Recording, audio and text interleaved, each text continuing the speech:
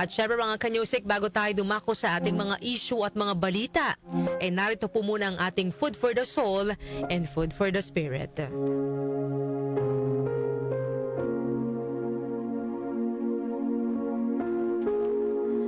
Ang ibabahagi ko po sa inyo ngayong umaga ay tungkol po sa pagtanda. Sabi nila mga kanyusik, ang pagtanda ay hindi para sa mga mahihina ang loob. Isang araw, magigising ka na lang at mapapansin mong iniwan ka na ng iyong kabataan. Ngunit, hindi ito umalis ng mag-isa. Binitbit din ito ang mga insecurities mo, ang pagnanais mo na laging i-please o makuha ang loob ng iba, at yung takot na hindi ka sapat para sa iba. Kapalit nito, naiwan naman sa ating pagtanda ang mabagal na pagkilos, ngunit mas matatag na mga hakbang. Lakas ng loob na magpaalam ng walang pangamba, pagpapahalaga sa mga taong nanatili sa ating tabi, at ang lakas na maging totoo sa sarili nang hindi na iniisip kung ano ang sasabihin ng iba. Ang pagtanda ay hindi tungkol sa pagkawala. Ito ay tungkol sa pagbitaw. Pagbitaw sa mga bagay na minsan ay akala natin ay kailangan para maging masaya. Pagbitaw sa mga takot na pumipigil sa atin noon.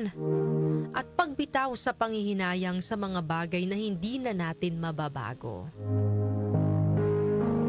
Ito ay pagtanggap, pagpapalaya, at pagkatutong makita na ang tunay na kagandahan ay hindi lamang sa salamin nakikita, kundi nananahan sa bawat kwento, sa bawat peklat, at lakas na dala mo.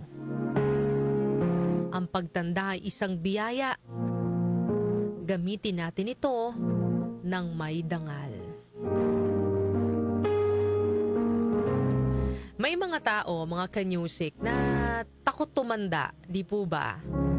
Natatakot sila na baka mawala na ang kanilang halaga, na baka wala na silang maging papel sa mundo, baka hindi na sila kailanganin ng mga tao sa paligid nila. Iniisip nila na baka hindi na sila kasing sigla, kasing ganda, o kasing lakas tulad ng dati.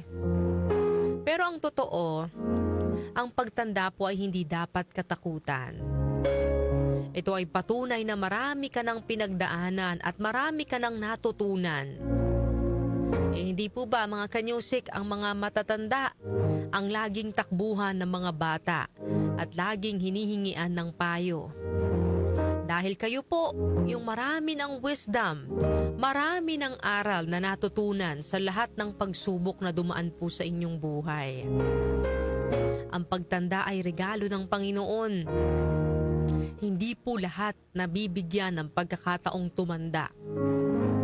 Yung iba, bata pa lamang, natatapos na ang kanilang misyon sa lupa. So blessing mga kanyusik ang bawat pagkakataon na nadadagdagan tayo ng edad. At may dahilan kung bakit tayo ginising ng Panginoon ngayong umaga.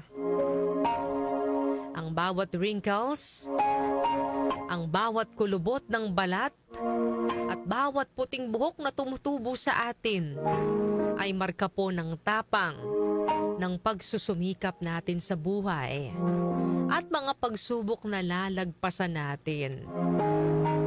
Old age is not a defeat but a victory. Simbolo po yan mga kanyusik ng tagumpay sa bawat pagsubok po na inyong hinarap sa buhay.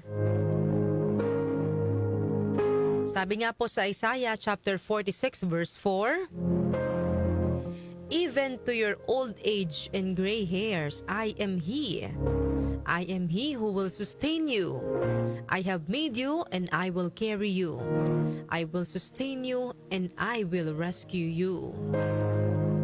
Lagi natin tandaan mga kanyusik, nandyan lang ang Panginoon.